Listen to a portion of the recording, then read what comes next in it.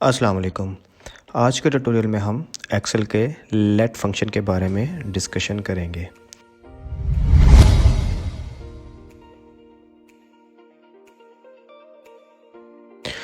तो एक्सेल का late function basically है क्या?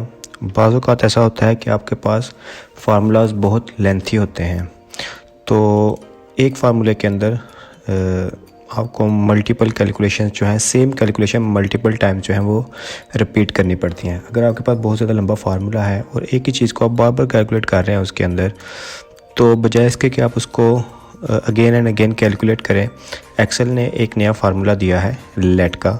उससे आप क्या करेंगे, उस पर्टिकुलर जो कैलकुलेशन है उसको एक वेरिएबल डिफ़ाइन करेंगे और फिर उस वेरिएबल को आप जो है वो अपने फार्मूला के अंदर यूज़ करेंगे। फॉर एग्ज़ाम्पल, ये आपके पास इस तरह का फ़र्ज़ करें स्टूडेंट्स का डाटा है जिसमें उनके 3 सब्जेक्ट्स के मार्क्स हैं। आपने क्या करना है, इन मार्क्स की एवरेज लेनी है और उस एवरेज की बेस पे आपने गुड, एवरेज और पुअर के रिमार्क्स देने हैं स्टूडेंट्स को। तो आप अगर इफ़ का नेक्स्ट फार्मूला लगाते हैं, इफ़, अब लॉजिकल टेस्ट इसमें क्या है कि इन सब्जेक्ट की आपने इन तीनों की एवरेज लेनी है, तो आप एवरेज का फार्मूला लगाएंगे, रेंज सेलेक्ट करेंगे, ब्रैकेट बंद करेंगे। अगर ये वाली average value is greater than 70 है तो क्या करना है, उसने इसको गुड कर देना है। ठीक हो गया। अब इसको आपने क्या करना है, एब्सोल्यूट कर लेना है रेफरेंस को। ठीक हो गया। उसके बाद अगर ये नहीं है तो फिर आपने दोबारा से फार्मूला लेना है, इफ़, इसकी एवरेज लेनी है आपने, एवरेज, ये एवरेज आ गई। उसके बाद आपने इस रेंज को सिलेक्ट करना है, इसको क्लोज़ करना है ब्रैकेट को। अगर ये एवरेज लेस दैन है 40 के, जिस तरह ये क्राइटेरिया है, तो अगर ये ट्रू है तो आपने उसको पुअर कर देना है। ठीक हो गया। इसको भी आपने एब्सोल्यूट कर लेना है। अच्छा, तो नेक्स्ट, अगर ये वैल्यू नहीं है तो फिर क्या है, एवरेज है, यानी कि 40 से ग्रेटर है और 70 से कम है, तो हम उसको क्या कह देंगे कि एवरेज है। आपने इस सेल का रेफरेंस देना है, उसको भी एब्सोल्यूट कर लेना है। अब इसकी ब्रैकेट को आपने क्लोज़ करना है एक दफ़ा और ये आपका फार्मूला क्लोज़ हो गया। अब आप देखें, इस एक छोटे से फार्मूले में आप एक्सेल को 2 दफ़ा कह रहे हैं कि वो एवरेज इसकी कैलकुलेट करे। ठीक हो गया। तो बजाय इसके कि आप 2 दफ़ा उसको कैलकुलेशन का कहें, लेट के थ्रू हम सिर्फ एक दफ़ा ही इसको करवा सकते हैं। इसको एंटर करें तो ये उसने आपके मार्क्स के अकॉर्डिंग उनकी जो है रिमार्क्स जो हैं वो दे दिए हैं। ठीक हो गया। अब हम लेट फंक्शन को देखते हैं। लेट फंक्शन बेसिकली उसके आर्गूमेंट्स क्या होते हैं, 2 उसके आर्गूमेंट्स होते हैं और 3 बेसिकली आप तीन समझ लें, 3 उसके आर्गूमेंट होते हैं। इधर हम लिखते हैं लेट, ये आ गया। अब ये नेम वन क्या है? नेम वन ये है कि जिस कैलकुलेशन को, जिस फार्मूले को आपने वेरिएबल का, जो उसका वेरिएबल का नेम डिफ़ाइन करना है, उसको आपने इस आर्गूमेंट में पहले नेम वन की जगह पे लिख देना। ठीक हो गया। नेम वैल्यू वो होगी जो फार्मूला जो आपने डिफ़ाइन किया होगा। कैलकुलेशन और नेम ये वो होगा जो आपने उस फार्मूला की बेस पे जो है कैलकुलेशंस परफॉर्म करनी है। तो चलिए इसको प्रैक्टिकली करके देख लेते हैं। जिस तरह ये एवरेज का फार्मूला, ठीक हो गया। इधर हम इसको इस तरह करते हैं, डिलीट कर लेते हैं। इसको डिलीट किया, इसको भी डिलीट कर लेते हैं, क्लियर कंटेंट्स। ठीक हो गया। अब हम दोबारा से लेट फंक्शन के साथ इसको कैलकुलेशन इसकी करते हैं, लेट फंक्शन। अच्छा, तो अब हमने क्या करना है, इन तीनों की एवरेज फाइंड करनी है, तो हम वेरिएबल का नेम रख लेते हैं एवरेज। ठीक हो गया। उसके बाद ब्रैकेट। अब फार्मूला कौन सा हमने यूज़ करना है, एवरेज का फार्मूला यूज़ किया, ये ब्रैकेट बंद। अब हमने क्या करना है बेसिकली, अब हमने इसकी एवरेज फाइंड की और उसको इस वेरिएबल में, AVG के वेरिएबल में हमने उसको स्टोर कर दिया है।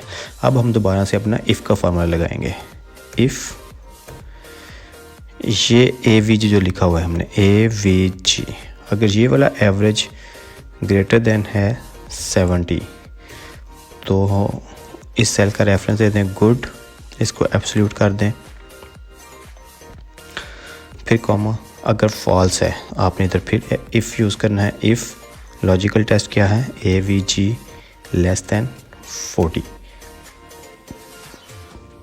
तो अगर ये वाली वैल्यू लेस दैन 40 है, ट्रू है, तो आपने इसको पुअर कर देना है, इसको भी एब्सोल्यूट कर लेना है। उसके बाद अगर फॉल्स है तो आपने एवरेज और इसको एब्सोल्यूट कर लेना है। ठीक हो गया। अब ब्रैकेट क्लोज की, ये ठीक हो गया। अब देखें, अब हमने सिर्फ एवरेज को एक दफ़ा कैलकुलेट किया और उसको हमने स्टोर कर दिया इस वेरिएबल के अंदर, AVG के अंदर। और नेक्स्ट जो हमने कैलकुलेशन परफॉर्म की है उस एवरेज वैल्यू को उठा के हमने कैलकुलेशन परफॉर्म कर लिया। इसको एंटर किया हमने और इसको ड्रैग कर दिया, तो हमारी कैलकुलेशन रिमार्क्स जो हैं वो आ गए हैं। ठीक हो गया। अब हम इसकी एग्जांपल 2 देख लेते हैं। ये आपके पास मंथली सेल्स का डाटा है, ठीक है। आप उसमें प्रोजेक्टेड सेल्स ये दी गई हैं और ये एक्चुअल सेल्स हैं। हमारे पास क्राइटेरिया क्या है, अगर एक्चुअल सेल्स और प्रोजेक्टेड सेल्स की रेशियो ग्रेटर देन 1 है तो हमारा गोल जो है वो अचीव है, मेट है। ठीक हो गया। अगर सेल्स एक्चुअल और प्रोजेक्टेड सेल्स की रेशियो 1 से कम है तो हमारा गोल जो है वो मेट नहीं हुआ। इसमें अगर आप नॉर्मल तरीके से कैलकुलेशन करेंगे, इसमें भी इफ़ की नेस्टेड इफ़ हम यूज़ करेंगे। लॉजिकल टेस्ट क्या है हमारा, अगर ये वैल्यू और ये वैल्यू ग्रेटर देन है 1 के, तो वैल्यू अगर ट्रू है तो गोल अचीव हुआ है, इसको एब्सोल्यूट करें। वैल्यू इफ़ फॉल्स है तो आपने क्या करना है, ये इस सेल का रेफरेंस देना है और इसको एब्सोल्यूट कर देना है। ठीक हो गया। एक तरीका ये है, इसमें नेस्टेड इफ़ नहीं यूज़ हुआ, सॉरी नेस्टेड इफ़ मैंने कह दिया था, इसमें नेस्टेड इफ़ नहीं है, सिर्फ इफ़ यूज़ करेंगे। ठीक हो गया। अच्छा, इसमें हम वेरिएबल किस तरह डिफ़ाइन करेंगे, इसमें रिलेटिवली सिंपल है। आपने क्या करना है, इसको नहीं यूज़ करना, इसको बल्कि डिलीट कर लेते हैं हम। इसको डिलीट किया, कंटेंट्स को क्लियर कंटेंट्स कर दिया। अब हम यूज़ करते हैं लेट फंक्शन। लेट का फंक्शन यूज़ किया हमने, कोई एक वेरिएबल डिफ़ाइन कर लिया x, किसको डिफ़ाइन किया हमने, this and divided by this. इन दोनों की रेशियो को हमने x जो है वो डिफ़ाइन कर दिया। कैलकुलेशन अब क्या करनी है, वही फार्मूला इफ़ का लगा लेना दोबारा। लॉजिकल टेस्ट क्या है हमारा, अगर x जो है वो ग्रेटर देन है 1 तो गोल मेट, एब्सोल्यूट कर लें इसको। एल्स अगर ये कंडीशन नहीं है तो इस सेल का रेफरेंस दे दें और इसको एब्सोल्यूट कर लें। ब्रैकेट क्लोज और इसको आप डबल क्लिक करें तो आपके रिमार्क्स जो है वो आ जाएंगे। ठीक हो गया। तो लेट फंक्शन किस लिए यूज़ करना है, लेट फंक्शन को बेसिकली हमने यूज़ करना है जब एक ही फार्मूला को हमने, एक ही कैलकुलेशन को एक फार्मूला के अंदर मल्टीपल टाइम्स रिपीट करना है। तो बजाय इसके कि आप एक्सेल को कहें कि वो बार बार उसको कैलकुलेट करे, आपने एक वेरिएबल डिफ़ाइन कर लेना है और फिर उस वेरिएबल को यूज़ करके आपने अपने फार्मूला को जो है वो इम्प्लीमेंट करवाना है। तो ये था आज का ट्यूटोरियल। उम्मीद करता हूँ आपको पसंद आया होगा। Thank you very much for watching.